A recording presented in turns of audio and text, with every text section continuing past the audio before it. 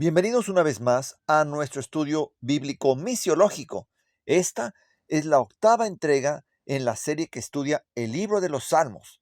El título de esta semana es Sabiduría para vivir con rectitud y el versículo tema se encuentra en el Salmo 90:12, que dice: Enséñanos a contar nuestros días de modo que nuestro corazón adquiera sabiduría. Probablemente lo primero que tendríamos que hacer sería definir los términos. Sabiduría, si uno mira en un diccionario común y corriente, va a encontrar algo así como: la sabiduría es la capacidad de actuar y contemplar de manera productiva utilizando el conocimiento, la experiencia, la comprensión, el sentido común y la perspicacia. Pero esa definición no nos lleva muy lejos. Por mi parte, antes de ir más lejos, quiero recordarles que se suscriban, le pongan un like a este video y lo compartan. Debido a que el Espíritu Santo es dado para cumplir la misión, queremos que más gente reciba el don de Dios y descubra las bendiciones que traen el formar parte de este cumplimiento profético, el colaborar con Dios de manera regular y continua. Hablando de la sabiduría celestial, esta es el aplicar el conocimiento de acuerdo a la voluntad de Dios. Es una definición mucho más simple, pero al mismo tiempo mucho más trascendente. Si vamos a Proverbios 1:7, como hemos ya comentado, el temor de Jehová es una reverencia suprema que nos lleva a cuidar el no hacer algo que nos llegue a separar de Dios. Allí, en Deuteronomio 10:12 al 13, se compara al temor del Señor o el temor de Jehová con expresiones como el andar en sus caminos, el amarle, servirle con todo nuestro corazón, con todo nuestro ser. Ya si vamos a Proverbios 8:13, allí se nos agrega otra perspectiva respecto a lo que es sabiduría. Dice que el temor de Jehová es el detestar el mal, el orgullo, la perversidad y la falsedad. Bien podemos decir que la sabiduría bíblica es una forma de vida, una manera de mirar la realidad, la cual no solo incluye a Dios en la ecuación, sino también una comprensión definida de quién somos, para qué estamos aquí y hacia dónde nos dirigimos. La sabiduría bíblica no permite una división entre fe y obras. Tal idea es completamente arbitraria y artificial, resultado de la influencia de la filosofía griega. Y por supuesto, no podemos decir que estamos viviendo vidas rectas si escogemos qué instrucciones de las que Dios nos ha dado vamos a seguir. Comento esto porque nos encontramos en una situación realmente crítica. Ya no hay más profecías de tiempo por cumplirse. La única que resta nos corresponde a nosotros. Ahí en Mateo 24:14 es dar a conocer el Evangelio a toda nación, tribu, lengua y pueblo, para que entonces regrese Jesús. Y es allí donde pareciera que estamos, no lo sé, atorados. Me parece que habríamos de revisar con oración las últimas palabras de Jesús que encontramos 5 veces, tanto en los evangelios como en el libro de los Hechos de los Apóstoles. Eso nos permitiría recalibrar nuestros planes con los de Dios.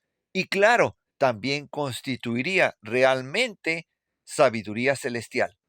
En la primera lección hablamos de cómo los salmos, que se llaman Tehilim en hebreo, son, junto con Job, Proverbios y Eclesiastés, considerados libros de sabiduría.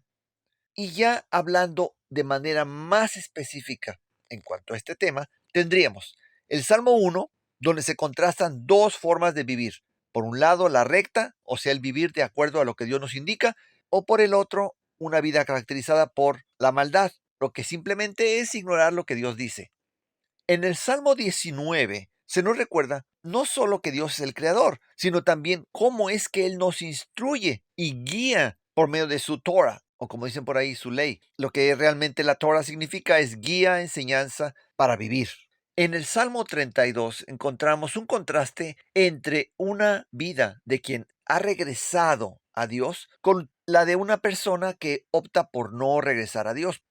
El Salmo 34 evoca un consejo práctico que nos invita a vivir larga vida en esa suprema reverencia a Dios y a apartarnos del mal. En el Salmo 37 se hace la conocida pregunta de ¿por qué los malvados prosperan? Se anima a continuar confiando en Dios y, por supuesto, esto incluye el creerle cuando Él dice que hará justicia. El Salmo 49 nos proporciona una herramienta para desarrollar la sabiduría eterna, el meditar continuamente en la palabra de Jehová. El Salmo 73 también retoma el tema de la retribución final para quien opta por mantenerse enemistado con Dios. El Salmo 112 es un cántico que describe las bendiciones, los beneficios de mantenernos plenamente conscientes de la continua presencia de nuestro Dios. Los Salmos 127 y 128 están orientados hacia el ámbito familiar y enfatizan en las bendiciones, las ventajas que el confiar en Dios nos proporciona. El Salmo 133 tiene que ver con la unidad entre el pueblo de Dios, algo que es de bastante actualidad. En ocasiones anteriores hemos hablado de cómo la gracia de nuestro Padre Celestial nos proporciona ese perdón y que si estamos dispuestos a regresar a Él, o sea, a hacer teshuvah, entonces vamos a confiarle al grado de no tener problemas para seguir su Torah, sus instrucciones, su enseñanza. Sí, la clave está en decidir confiar en Dios. Pero para poder hacer esto, tenemos que conocerle primero, lo cual ocurre cuando estudiamos su palabra. Si además de eso retenemos, recordamos lo que leemos, entonces tendremos lo que necesitamos para disfrutar todo lo demás que Dios desea otorgarnos. La semana pasada comentábamos cómo el alabar a Dios incluye el apreciarle e inclusive llegar a mostrarle, a hacerle brillar delante de otros. También hablamos de que el adorarle es reconocer su valor supremo y responder con todo lo que somos. Ahora, en esta ocasión hemos de dar el siguiente paso, el confiar plenamente en sus instrucciones. La Biblia utiliza la figura de caminar con Dios en su senda de rectitud, de justicia. En Génesis 5 encontramos a Enoc. En Génesis 6 a Noé. Ambos anduvieron con Dios. Luego, en Miqueas 6:8 se habla de que caminemos humildemente con Dios. En Romanos 6:4 que vayamos en novedad de vida. En Gálatas 5:16 que andemos en el Espíritu. Todo eso incluye el caminar acompañando a Dios en su misión. Por eso es que en Mateo 28:20 nos dejó dicho, vayan. Sí, una vez que permitimos que Dios nos restaure, Él nos da un nuevo corazón. Leemos en el Salmo 119, y este nuevo corazón está dispuesto a caminar con Dios. Entonces, cuando Satanás nos acusa, Dios puede responder como lo hizo en el caso del patriarca Job cuando dijo, varón perfecto, esto es, sin defecto o irreprochable, recto. En otras palabras, completo, porque tiene a Dios. No es de sorprenderse que en Romanos 12:1 el apóstol Pablo nos hable de presentarnos como sacrificio vivo. Y recuerden, el sacrificio tenía que ser sin defecto, de otra manera no era adecuado. El guardar, conservar, retener la palabra de Dios en nuestro corazón implica el integrarla con nuestro sistema operativo, de manera que nos proporcione la inteligencia necesaria para evaluar correctamente lo que realmente nos conviene. Una vez que procesamos eso y con la ayuda del Espíritu Santo, comprendemos plenamente que los estatutos de Dios, sus preceptos, instrucciones, principios, fórmulas, son para proporcionarnos el éxito. Un éxito que sobrepasa nuestra capacidad de entendimiento. al grado de llevarnos a la felicidad eterna. ¿Y por qué eterna? Bueno, simple, porque Dios es eterno. En el versículo tema, el Salmo 90:12, Moisés ruega a Dios por aprender a apreciar nuestros días. Primero, cabe destacar que la palabra que se traduce como enséñanos realmente quiere decir que conozcamos. Es el término yada en hebreo, que significa conocer de manera muy profunda. Por ejemplo, en Génesis se dice que Adán conoció a Eva y como resultado tuvieron un bebé. Ahora, ¿por qué dice contar nuestros días y no contar nuestros años? Si uno compara lo que vivimos en esta tierra con la eternidad, esto es efímero, como vapor, dice Salomón. Este tiempo es solamente la oportunidad de decidir a favor de Dios, lo cual incluye unirse a su ejército. Aún quien vive 100 años es como unos cuantos días, por no decir unos cuantos segundos, comparados con la inmortalidad. En el Salmo 102 y 103 también se menciona esta transitoriedad nuestra, lo cual corresponde con la advertencia que Dios le había dado a Adán y Eva en Génesis 2. Nuestras Biblias dicen, de cierto morirás, pero en realidad dice, muriendo morirás. En hebreo es mud tamuz. Moisés escribió el Salmo 90 hace 4000 años. Ciertamente, él tenía una perspectiva muy diferente a la nuestra. Nosotros, tras la obra de Cristo y la revelación posterior, nos damos cuenta que ya estamos casi al final de esta pesadilla, que es el estar separados de Dios. Somos privilegiados al tener la oportunidad de asumir nuestro puesto en la divulgación del Evangelio. De esta manera, cumplir la profecía bíblica que hace posible el regreso de nuestro Señor y Salvador. En el versículo 11 dice, ¿quién conoce el poder de tu ira? Como hemos dicho anteriormente, la ira de Dios es lo que Dios siente cuando tiene que entregar a sus hijos al diablo, al destino que ellos han estado solicitando. Eso causa no solo un desagrado supremo en el corazón de Dios, sino también un gran dolor en su corazón. Y es que el escoger cualquier otra cosa que no sea la restauración, el vigor, gozo y dicha sin fin que Dios nos ofrece, es escoger la muerte, la autodestrucción. Y es por eso que los que caminan en rectitud, o sea, en justicia, van a estar plenamente conscientes de la transitoriedad de esta vida, a la luz de la generosa oferta que Dios nos da.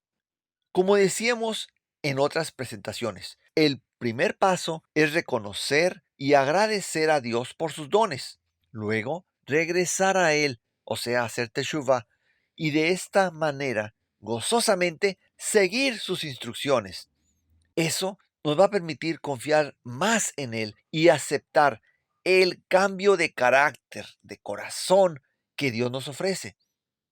Es curioso cómo algunas personas consideran que Dios les va a cambiar sus gustos, de manera que cuando resuciten van a tener gustos y preferencias diferentes. No existe ninguna base bíblica para creer eso. Es más, al leer Apocalipsis 20, nos damos cuenta cómo aún los que se levantan en la segunda resurrección mantienen su carácter, lo que eran antes de morir. Y es que el cambio de carácter es la combinación del esfuerzo humano, la voluntad humana, con el poder de Dios. Sí, nosotros podemos obtener tanto sabiduría como los demás dones que el Señor nos ofrece cuando regresamos a Él, cuando hacemos teshuvah. Y entonces sí podemos caminar en rectitud para luego disfrutar del propósito original de Dios, de su plan original, el cual es que vivamos felices por la eternidad con Él. En el Salmo 81 se habla de Dios probando a su pueblo y en el 95 del pueblo probando a Dios. Ahí la palabra para probar es bajan, la cual se refiere a un proceso de examinar, de probar, como se hace con el oro. Eso tiene que ver con lo que nosotros conocemos como pruebas. Es curioso ver que en el Salmo 26:2, David le pide a Dios que le examine, o sea, que le pruebe. En Malaquías 3:15, Dios dice que seamos nosotros los que le probemos a Él, y es la misma palabra. Y es que recordemos que somos acusados por el enemigo de Dios ante el universo. Él quiere demostrar que al llevarnos al cielo, Dios está haciendo favoritismos y que Él, Dios, es injusto. Por eso es que, como en el caso de Job, Dios tiene que a veces permitir las pruebas. Allí, en el Salmo 81, Dios expresa su deseo. Dice, ¿cómo quisiera que mi pueblo me escuchara y que Israel viviera en mis caminos?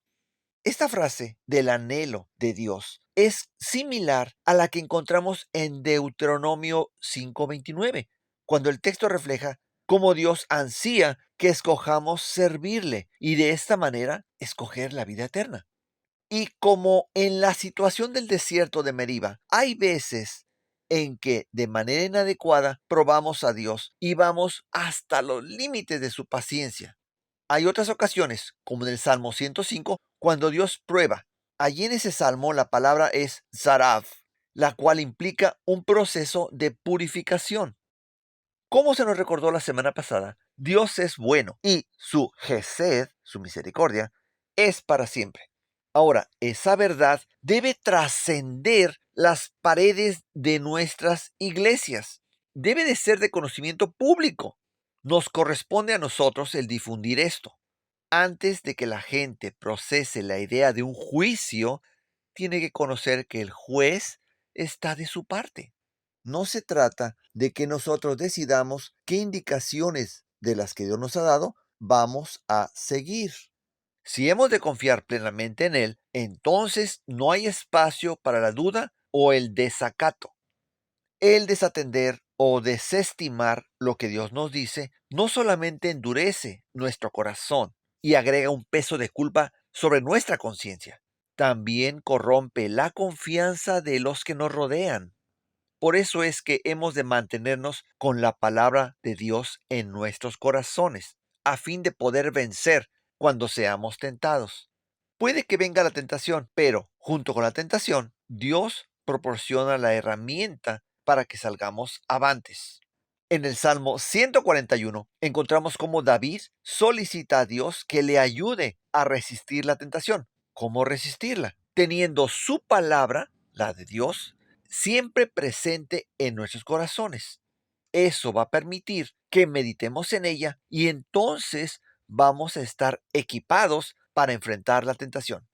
Por ejemplo, oramos antes de consumir los alimentos, pero lo hacemos cuando ya estos están a unos cuantos centímetros de nuestras bocas. ¿No sería acaso mejor si orásemos cuando vamos de compras al supermercado? No podemos esperar que Dios bendiga algo que no es bueno para nosotros cuando no hicimos nada para evitar la tentación con la debida anticipación. Un ejemplo de esto se registra en la Biblia, también hablando de David. Él pide consejo a Dios antes de ir a la batalla. Por ejemplo, allí en el primer libro de Samuel, capítulo 23, versículo 2. Sin embargo, en ningún momento la Biblia señala que David hubiera orado cuando se fue haciendo de cada una de sus 8 esposas. Dios está listo y dispuesto para protegernos de las tentaciones, tanto las que surgen dentro de nosotros como las que vienen de afuera. Parte de ese proceso es el andar en los caminos de rectitud. Dicho de otra manera, caminar de la mano de Dios o aceptar el manto de justicia, otra vez rectitud, que Él nos ofrece. Allí mismo, en el Salmo 141, se ilustra el aspecto progresivo de la tentación. En primera, ya sabemos que tenemos la tendencia hacia el mal. Prueba de ello es que somos mortales. Si seguimos lo que yo tiendo a llamar la doctrina Disney, o sea, el seguir nuestro corazón, pues vamos a practicar obras contrarias a Dios, lo cual es natural en nuestro corazón. Solamente cuando decidimos confiar plenamente en Él, al grado de permitirle que nos transforme, esto va a cambiar. No solamente vamos a poder vencer la tentación, porque vamos a tener un nuevo corazón, el corazón que Dios nos coloca es su corazón. Y ese corazón no va a tener la tendencia hacia el mal, es el corazón de Dios. Claro, este proceso debe ser consciente, debe ser voluntario y dura toda la vida. Y como Dios respeta nuestra libertad, en cualquier momento de este camino podemos decirle a Él: Jesús, déjame con el corazón de antes, quiero seguir como estaba, prefiero apartarme de ti. Pero como siempre, con Dios, lo mejor siempre está por venir. En el Salmo 1, 112 y 128 se nos recuerdan los beneficios, las bendiciones de vivir una vida recta, una vida de justicia en Cristo. Se resaltan aspectos como la felicidad y el shalom, que se traduce como paz, pero que es mucho más que eso. La palabra shalom transmite no solo paz, sino la idea de armonía, paz mental, bienestar, plenitud, el estar completo. O sea, como en el Nuevo Testamento se dice, ser perfecto. De hecho, shalom es uno de los principales temas de todo el libro de Salmos. El concepto general de gozo y felicidad que nos proporciona el conocer a Dios, confiar en Él, se encuentra presente en todo el Salterio. Es más, la palabra shalom aparece en el 10% del libro de los Salmos. Aquí cabría apuntar que todos los beneficios del vivir en rectitud no incluyen aquellas ocasiones en las que por nuestros propios errores o porque el diablo produce acusaciones contra nosotros, como en el caso de Job, la situación puede no ser tan agradable. Pero aún así, lo importante es que no dejemos de confiar en Dios, no importa lo que ocurra. En la actualidad, el obtener sabiduría es visto como algo no tan importante.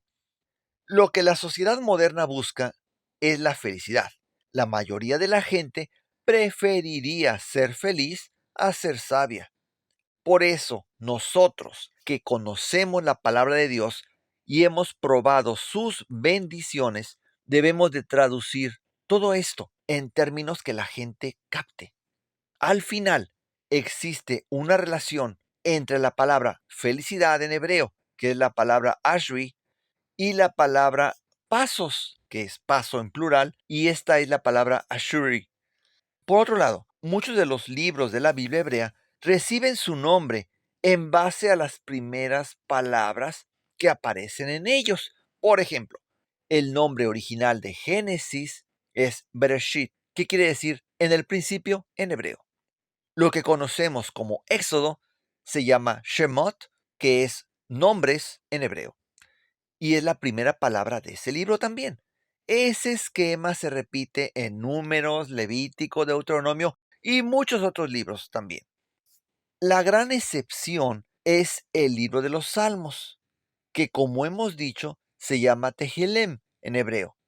Tehelem no es la primera palabra, simplemente quiere decir cantos de alabanza. Pero el libro de los Salmos, todo el libro, bien podría llamarse feliz, porque es la primera palabra que aparece en el Salmo 1.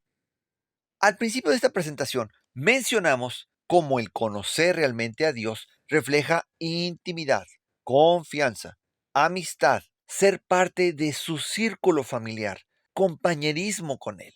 Esa es la idea que transmite el versículo 14 del Salmo 25. Y es que, como hemos dicho antes, Dios desea ser nuestro amigo. La palabra de nuestro Creador es la instrucción para cada uno de nosotros. Él desea que a través de ella le descubramos y entonces, una vez que le conozcamos, nos demos cuenta de que no existe mayor delicia que Dios. Eso es lo que es ser sabio. Y claro, la llave para todo esto es el confiar en nuestro Salvador.